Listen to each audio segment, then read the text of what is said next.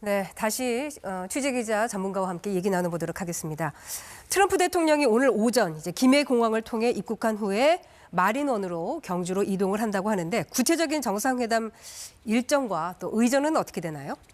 아직 공식적으로 구체적인 일정을 발표를 하진 않았습니다. 네, 이곳저곳 취재해서 파악을 한 상태인데 일단은 오늘 오전에 김해공항을 통해 전용기로 입국을 할 것으로 보이고요. 네. 이제 그곳에서 아무래도 국빈 방한이기 때문에 장관이 직접 영접을 하고 그곳에서 간단한 환영 행사를 할 것으로 보입니다. 이제 국빈급 정상을 예우할 수 있는 간단한 환영 행사가 준비가 됐을 것으로 보이고요. 네. 그리고 나서 아직 정확하게 100% 확인된 건 아닙니다만 헬기를 타고 곧바로 행사장으로 이동을 할 걸로 보입니다. 네. 이제 호텔을 들리거나 다른 동선을 거치지 않고 네. 이제 곧바로 행사장, 이제 경주로 이동을 할 것으로 보이고요. 그리고 이제 이 다음은 우리 용산 대통령실에서 발표했는데 오후에는 한미 정상회담이 예정이 돼 있습니다. 그리고 공식 발표는 아니지만 이제 백악관 출입 기자들 사이에 이제 풀 취재 구성이 짜져서 그 일정이 공유가 됐는데 네. 그 일정을 보면은 훈장 수여식 일정이 들어 있어요. 그래서 이제 우리 정부가 트럼프 대통령에게 이제 무궁화 대훈장을 수여할 거라는 게 보도가 됐었는데 아마 네. 그 내용이 아닐까 싶고요. 네. 이 무궁화 대훈장은 한국 정부가 외국 정상에게 줄 수 있는 최고 수준의 훈장이라고 하고 이제 한국의 안정보장이라든지 국익에 크게 기여했다는 측면에서 수여가 될 것으로 보이고 아마 친교 행사 때 이재명 대통령이 직접 수여하지 않을까 예상이 됩니다. 네. 이재명 대통령 이번에 또 트럼프 대통령에게 특별 제작한 경주 금관을 선물을 한다고 하는데 이런 파격적인 예우의 배경과 의미는 또 무엇일까요? 이제 우리의 국보죠. 국보 금관을 그대로 모양을 따서 특별히 제작한 금관이라고 하고요. 네. 이 트럼프 대통령이 황금색과 황금을 선호하는 거 굉장히 잘 알려졌잖아요. 그래서 오벌 오피스도 완전히 황금색으로 다 치장을 했고 그래서 각국 정상들이 트럼프 대통령에게 황금색의 선물을 많이 하고 직전에 들렸던 일본에서도 다카이치 총리가 황금색 골프공을 선물을 하기도 했거든요. 네. 그래서 이 경주를 상징하는 금관에다가 황금색 취향을 입혀서 그야말로 트럼프 대통령 맞춤형 선물을 준비했다고 볼 수 있을 것 같습니다. 네. 이번엔 박경준 기자에게 여쭤보겠습니다. 관세 협상이 지금 최대 쟁점인데 미국이 요구하는 매년 250억 달러와 또 우리가 제시한 150억 달러 사이의 간극이 큽니다. 극적 타결 가능성 어느 정도로 보시나요? 사실 극적인 합의 도출은 기대하기 어려운 분위기로 전해집니다. 한미가 오늘 오후에 있을 정상회담 직전까지 계속해서 장관급 협의 채널을 가동해서 합의점을 모색하고 있는데요. 김정관 장관과 러트닉 장관이 화상으로 회의를 했고 김용범 정책실장과 러트닉 장관도 만나서 계속해서 회의를 이어가는 것으로 전해지고 있습니다. 하지만 여기에서도 투자 규모 등 핵심 쟁점을 두고는 유의미한 합의점을 도출하지는 못하고 있는 것으로 알려졌습니다.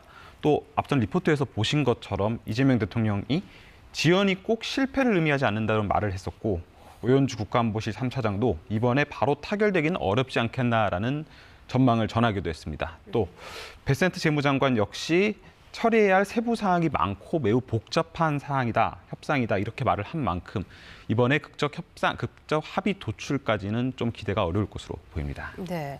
그 김용범 정책실장이 핵심 쟁점에 대해 양국 입장이 팽팽하게 대립하고 있다 이렇게 얘기를 했었는데 현금 투자 비중 외에 또 어떤 쟁점들이 있을까요?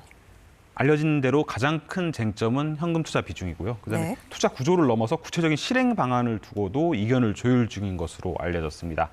투자 이익 배분을 놓고도 논의가 계속 이어지고 있고 당초 투자금 회수 전까지는 한미가 5대5로 나누고 투자금 회수 뒤에는 한미가 1대9로 나누는 걸 미국 측이 고집한 것으로 알려졌는데 최근에 미국이 이 비율을 각각 9대1, 1대9로 바꾸는 방안도 검토했다고 합니다.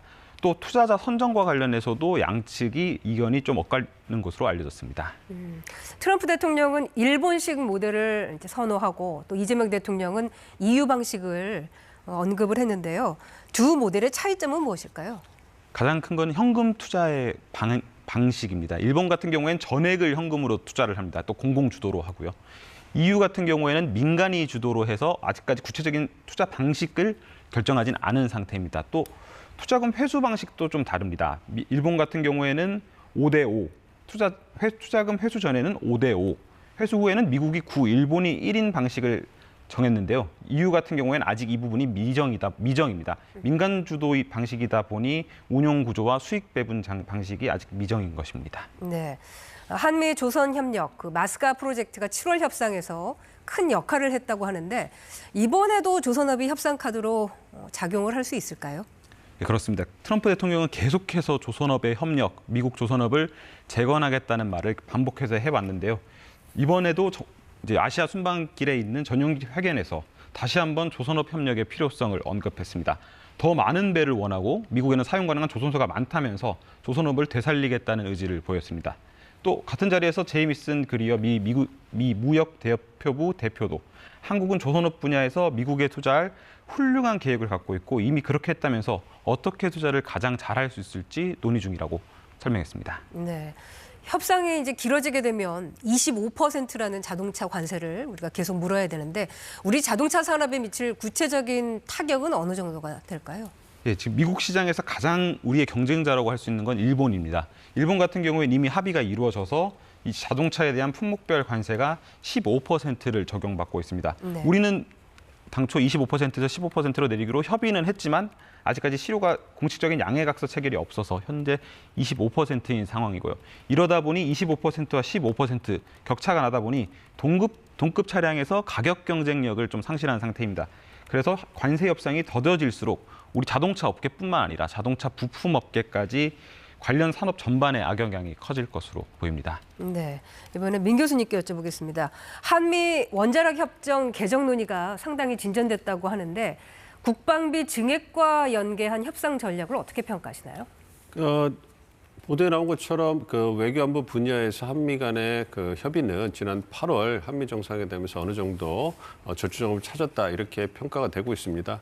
그래서 구체적으로 GDP 대비 국방비를 증액하는 부분 그리고 미국산 무기를 추가 구매하는 부분 이 부분을 통해 가지고 한국군이 보다 주도적으로 대북 방어에 있어서 역할을 확대 나가는 부분에 이제 공감대를 형성을 했고요. 뭐 이 부분에 대해서는 우리 정부에서도 긍정적으로 평가를 하고 있는 거죠. 동맹의 현다 부분에서 한국군이 보다 주도적인 역할을 확대해서 그 자주 국방을 더 실현을 하고 보다 대등하고 미래지향적인 동맹 관계를 만들어 가겠다. 그리고 우리가 국방비를 증액하는 부분, 그리고 미국산 무기를 구매하는 부분은 궁극적으로 우리 군의 역량 강화와 연계가 되기 때문에 이게 상호 접점을 찾으면서 긍정적으로 평가를 하고 할 수 있는 부분이고요. 이와 더불어서 한미 원자력 협정을 개정하는 부분은 상당히 의미가 있는 그러한 성과라고 볼 수가 있겠습니다. 우리는 현재 2015년에 한미 원자력 협정이 만들어졌고요, 이루어졌고 이를 통해 가지고 지난 수십 년 동안 안정적이고 모범적으로 원자력의 평화적 이용을 주도해왔던 게 한국인데요.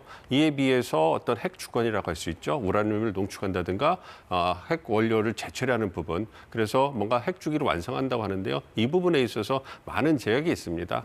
우리와 비교가 많이 되는 일본 같은 경우에는 20% 미만의 우라늄 농축하거나 핵연료 재처리하는 부분에 있어서는 미국의 동의 없이 이제 일본의 의지에 따라 살 수가 있는데 우리는 그 부분을 할 수가 없습니다. 아마 그래서 이런 부분에 있어가지고 이제 우리의 어떤 평화적인 상업적인 원자력 이용에서 제약이 많기 때문에 이것은 우리뿐만 아니라 AI 시대를 주도하기 위해서 어떤 에너지가 많이 필요하기 때문에 그 전력량이 많이 필요하기 때문에 미국 같은 경우에는 화석 연료를 중심으로 해서 에너지 공급을 확대하려고 하고 있고 그것이 부족하기 때문에 원자력을 활용하려고 하고 있단 말이에요. 근데 미국이 원자력의 원천 기술이나 설계 기술이 있지만 지금 제조 역량은 거의 전무하기 때문에 그 대안으로 꼽는 국가가 한국입니다. 그렇기 때문에 그런 측면에서 한국의 핵 역량이 발전되지 않는다면 그건 미국의 경제적 이익, 전략적 이익에도 어떤 긍정적으로 작용하는 부분이 아니기 때문에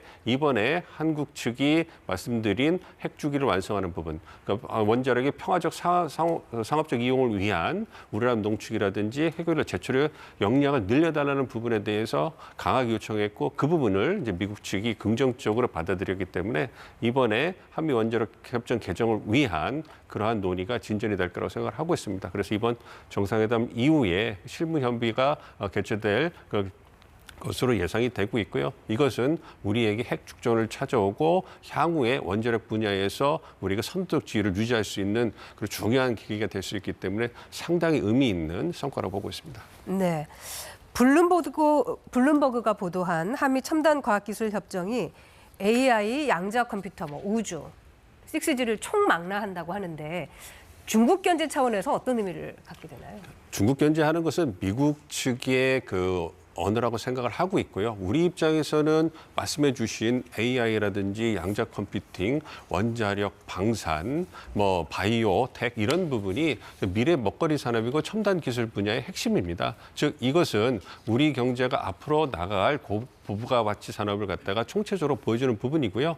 이 부분에서 우리가 경쟁력을 유지하지 못한다면 향후에 어떤 경제 성장 동력을 마련하기 굉장히 어렵습니다. 그리고 현재 상황을 보면 미국과 중국이 경쟁하는 구도로 보이지만 원천 기술이나 자금 동원 이런 그다음에 협력을 주도하는 부분에 있어서는 미국이 월등히 앞서 있거든요. 네. 그렇기 때문에 우리 입장에서는 우리 경제적 전략적 이익을 고려할 때는 미국과 다른 선도하는 국가들과의 협력을 통해 가지고 우리 경쟁력을 확보하고 이 최첨단 기술 부분에서의 접근성을 우리가 확보하지 못한다면 도태될 수밖에 없거든요. 네. 그런 부분에서 말씀해 주신 것처럼 첨단 기술 분야의 어떤 그 공동정선을 구축하는데 우리가 들어간 거고요. 우리 입장에서는 중국 견제를 위한 이런 부분이 아니라 우리의 어떤 경제적 성장과 번영을 위한 불가피한 조치고 그런 부분에서 의미 있는 그 계기가 되리라고 보고 있습니다. 네.